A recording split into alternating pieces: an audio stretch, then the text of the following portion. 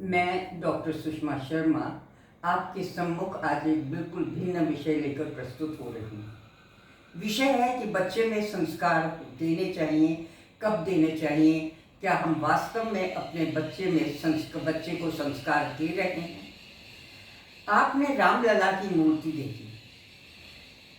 जब जन्मभूमि का उत्सव देखने के लिए सब लोग पहुँचे और पहली बार रामलला की मूर्ति का अनावरण हुआ, तब उनकी आंखों के भाव मृदुल, जो अत्यंत मृदुल थे, मीठे थे, सरस थे, और होठों पर स्मित जो मुस्कुराहट थी, उसको देख कर के वहाँ बैठे लोग और टीवी में देखने वाले लोगों के आंखों से भी आंसू बह रहे थे, प्रसन्नता के आंसू बह रहे थे। एक मूर्ति थी जिसमें ये भाव सारे हमें मिले थे।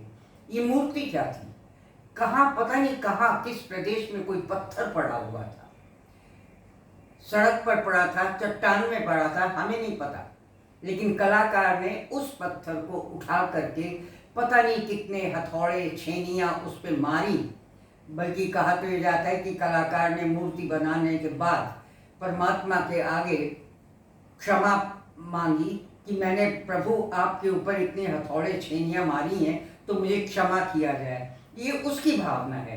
लेकिन मैं ये बताना चाह रही हूँ कि जो एक पत्थर था, वो जब एक मूर्ति बन गया और मूर्ति ने भाव विभोर करने वाली क्षमता रखी, तो वह आज भी हमारे मन को आह्लादित कर रहा है। क्यों? क्योंकि वो पत्थर सुसंस्कृत हो गया था, संस्कृत हो गया था। उस पत्थर में अब ये चेतना जागृत हो गई थी कि लोगों को आह्लादित कर सके। अन्यथा पत्थर तो पत्थर ही होता है, लेकिन मूर्ति बनती वो एक विशेष हो गया। इसी प्रकार जन्म तो बच्चा लेते ही है। हमारी जनसंख्या का अनुपात देखें तो कितनी बढ़ती जा रही है जनसंख्या, लेकिन कितने बच्चे सुसंस्कृत होते हैं। आपका कर्तव्य है कि बच्चे के जन्म के समय से ही उसको संस्कारित करना आरंभ करें। और वो कैसे होता है? मदालसा लोरियों में अपने बच्चों को ज्ञान देती थी। शुद्धो असि, बुद्धो असि, संसार माया परिवर्जितो असि, ये कह करके उसने अपनी 8 संतान संत महात्मा जैसी बना दी थी। अब जब राजा ने कहा कि भाई तुम ये क्या कर रही हो, मुझे राज्य करने वाली भी तो कोई संतान चाहिए, तो मदालसा का उत्तर था कि महाराज, अगली संतान आपको ऐसी ही मिलेगी। और फिर वह संतान वास्तव में राजकीय शासन करने के योग्य उसने वो बनाई थी। कोई हैरानी की बात नहीं है। गर्भावस्था में ही चक्रव्यूह में घुसने का ज्ञान लेकर के अभिमन्यु पैदा हो सकता है। छोटी सी आयु में ही अपने काव्य का ज्ञान लेकर के मिल्टन पैदा हो सकता है। तो कोई आश्चर्य नहीं कि मदालसा ने ऐसा किया। और आरंभ से ही मैं आपको अपने जीवन की एक घटना सुनाती हूँ। मैं बॉम्बे में थी। मैंने उस समय एक फिल्म देखी, हाउस ऑफ वैक्स। बड़ी डरावनी फिल्म थी। मैंने तुरंत ही अपनी बहन को पत्र डाला कि तुम ये, उन दिनों मोबाइल वगैरह तो होते नहीं थे, मैंने पत्र भेजा कि भाई ये बहुत अच्छी पिक्चर है, तुम ये ज़रूर देखना। जब मेरी माँ ने वो पत्र पढ़ा तो अगले ही दिन एक बड़ा सा लंबा चौड़ा खर्रा आया और उसके साथ ही 2 दिन बाद एक पार्सल आया। पत्र में खूब माँ की स्नेह भरी डांट थी कि तुम क्या कर रही हो, बुद्धिमती हो, पढ़ी लिखी हो, समझदार हो, तुम अपनी संतान को क्या संस्कार दे रही हो। मुझे एकदम तो लगा कि माँ मेरी क्या बात कर रही है, अभी वो पैदा नहीं हुआ, मैं क्या संस्कार दूंगी उसे। लेकिन फिर जब उन्होंने जो पार्सल भेजा था, उसमें पढ़े ग्रंथ पढ़े, उसमें गीता, उपनिषद, वेद इत्यादि ये सब ग्रंथ थे, कुछ सामान्य ज्ञान के ग्रंथ थे। उनको पढ़ करके वास्तव में लगा कि नहीं, संतान को तो शुरू से ही संस्कारित करना पड़ता है, गर्भावस्था में ही। और आज मैं ये बात बड़े गर्व के साथ कह सकती हूँ कि मेरी संतान, मेरा पुत्र अपना मर्यादित जीवन बिताते हुए सहर्ष सफलता की ऊंचाइयों को प्राप्त कर रहा है। इसी प्रकार से आप भी अपनी संतान को उत्तरोत्तर उन्नति की ओर ले जा सकती हैं। बस एक शर्त है कि उनको संस्कारित करें। संस्कार संस्कार देने के लिए की प्रक्रिया जन्म के साथ ही आरंभ हो जाती है। बच्चे का जब जन्म होता है तो उसको सबसे पहले नहलाया धुलाया जाता है। बहुत स्थानों पर अल्कोहल या ब्रांडी इत्यादि पदार्थों से, केमिकल से उसको नहलाया जाता है। ये बहुत गलत बात है, क्योंकि केमिकल्स किसी न किसी रूप में बच्चे की त्वचा को भी प्रभावित करते हैं और उसके शरीर को भी प्रभावित करते हैं। सादे कोसे पानी से उसको नहलाया जाए, स्वच्छ वस्त्रों में लपेट करके उसे माता के पास रखा जाए और फिर उसे दुग्ध पान कराया जाए। ये जो आरंभ का दुग्ध पान होता है ये अत्यंत आवश्यक होता है। हमारी बड़ी बूढ़ियाँ पहले कहा करती थी कि भाई दूध मत पिलाओ, ये गंदा दूध होता है। तो 2 दिन तो बच्चे को दूध ही नहीं पिलाया जाता था। तो ये अज्ञान था उनका, लेकिन आज ये अज्ञानता बिल्कुल समाप्त सी ही हो गई है। गांव में कहीं प्रचलित हो तो मैं कह नहीं सकती। और इसके साथ ही साथ फिर पिता का कर्तव्य है, और यदि पिता उपस्थित न हो तो परिवार के गुरुजन, दादा इत्यादि बच्चे को घृत और मधु मिला हुआ पदार्थ सोने की शलाका से सेवन कराएं। सोने की शलाका से क्यों? ये स्पष्ट है कि यदि आप सोने की शलाका नहीं ले सकते हैं तो आप चांदी की ले लें। चांदी की नहीं ले सकते, कांसे की ले लें। कांसे की नहीं ले सकते तो किसी और तत्व की, धातु की ले लें, लेकिन उंगलियों से न चटाएं। शुरू में उंगलियों से चटाने का वो रहता है, क्योंकि उंगलियों में कहीं ना कहीं इन्फेक्शन जाने का डर रहता है।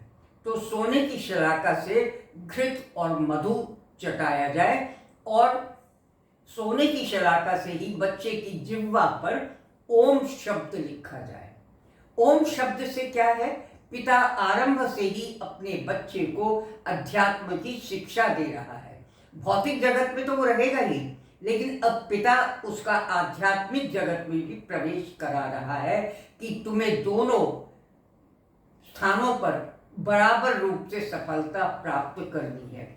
भौतिक सुख भी प्राप्त करने हैं और अध्यात्म में भी तुम्हें रुचि रखनी होगी। आध्यात्मिक ज्ञान भी तुम्हें प्राप्त करना होगा, जो उसके जीवन को सफल बनाएगा। मधु और घृत, ये 2 वस्तुएं क्यों? आयुर्वेद के अनुसार ये दोनों पदार्थ बहुत अच्छे माने जाते हैं, स्वास्थ्यवर्धक होते हैं। मधु में चिकनाई होती है, शहद में भी होती है।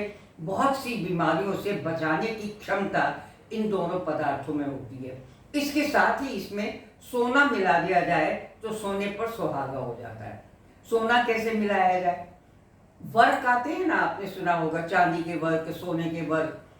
आधा वर्क ले लिया जाए और उसको, क्योंकि वर्क बहुत पतला होता है, उसको घी और मधु में मिला दिया जाए और खूब अच्छी तरह से उसे घोटा जाए, और फिर उस पदार्थ को, उस घी, मधु और स्वर्ण से बने हुए पदार्थ को बच्चे के मुंह के अंदर दिया जाए, होठों पर लगाया जाए और फिर जिह्वा पर उसी से ओम शब्द लिखा जाए। कभी ना कभी जब बच्चा कोई गलत काम करेगा तो हो सकता है अचानक उसके संस्कार जागृत हो कि मैं ये क्या कर रहा हूँ, मैं शराब कैसे पी रहा हूँ, मुझे तो मेरी पिता ने मधु और घृत चटाया था, सोना चटाया था, और मैं ये क्या कर रहा हूँ। हो सकता है उसकी दूसरी जो इंद्रिय है वो जागृत हो जाए। इसके साथ साथ पिता, या फिर मैं वही कह रही हूँ कि पिता की अनुपस्थिति में परिवार के गुरुजन उसके कानों में एक शब्द बोलते हैं, त्वम वेदो असि, तू ज्ञान है। तो पहले ही दिन से बच्चे के अंदर, मैं सुपीरियोरिटी कॉम्प्लेक्स नहीं कहूँगी, लेकिन बच्चे के अंदर एक प्रभाव डाला जाता है कि तू कुछ भी प्राप्त कर सकता है। क्यों? क्योंकि त्वम वेदो असि, वेद का अर्थ है ज्ञान। वेद वैसे तो 4 वेद हैं, आप जानते हैं, ऋग्वेद, यजुर्वेद, सामवेद, अथर्ववेद, लेकिन यहाँ पर विद धातु से वेद शब्द बना है। विद का अर्थ है ज्ञान, सत्ता, लाभ और विचारना। अब देखिए, जीवन का कौन सा ऐसा सुख है जो इन चारों चीजों से आप प्राप्त नहीं कर सकते। तो विद शब्द ज्ञान के रूप में बच्चे के कानों में डाला जाता है। ताकि वो आगे अपने आगामी जीवन में संस्कृति, परंपरा, ज्ञान और वेदों के अनुसार अपने जीवन को चलाने का यत्न करे। चरक ने बच्चे के कान के पास पत्थर बजाने के लिए भी कहा है, कंकड़ की आवाज धीमे से, जो भी बात करनी है बच्चे के साथ वो धीमे से करनी है। वेदोवासी जब कहना है वो भी बहुत सॉफ्ट जिसको कहा जाता है, बहुत मधुर आवाज में धीमे से बोलना है। तो पत्थर बजाने की चरक ने सम्मति दी है। क्यों? क्योंकि अन्य जो इंद्रियां होती हैं, ज्ञानेंद्रियां, वो तो गर्भ में ढकी रहती हैं, लेकिन कान खुले होते हैं थोड़े। लेकिन कान क्लियर हो जाए, स्पष्ट हो जाए, उसके लिए कंकड़ बजाए जाते हैं, जिससे कि उसकी कर्ण ध्वनि स्पष्ट हो जाए। तो इस प्रकार आप देखिए कि ये जो 2 संस्कार हैं जो आप दे रहे हैं, ये बच्चे को अपने आगामी जीवन में एक सफल जीवन बिताने की प्रेरणा दे रहे हैं। ज्ञान कभी ना कभी तो जागता है।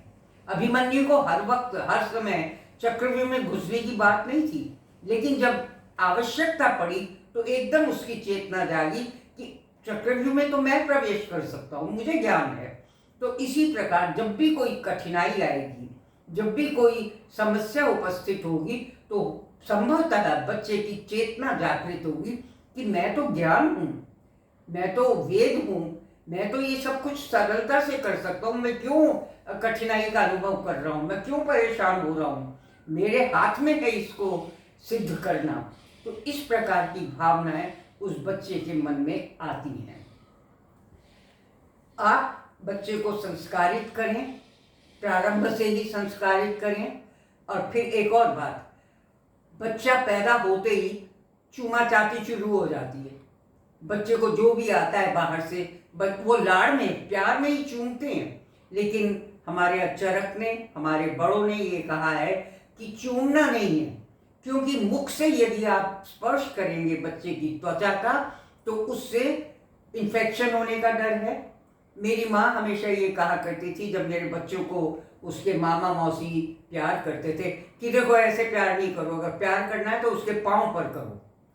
तो शरीर पर ही अगर मुख लगाना है, होंठ लगाने हैं, तो मुख पर मत लगाओ, पाँव पर लगाओ। और वैसे हमारे यहाँ माथा सूंघने की प्रथा है।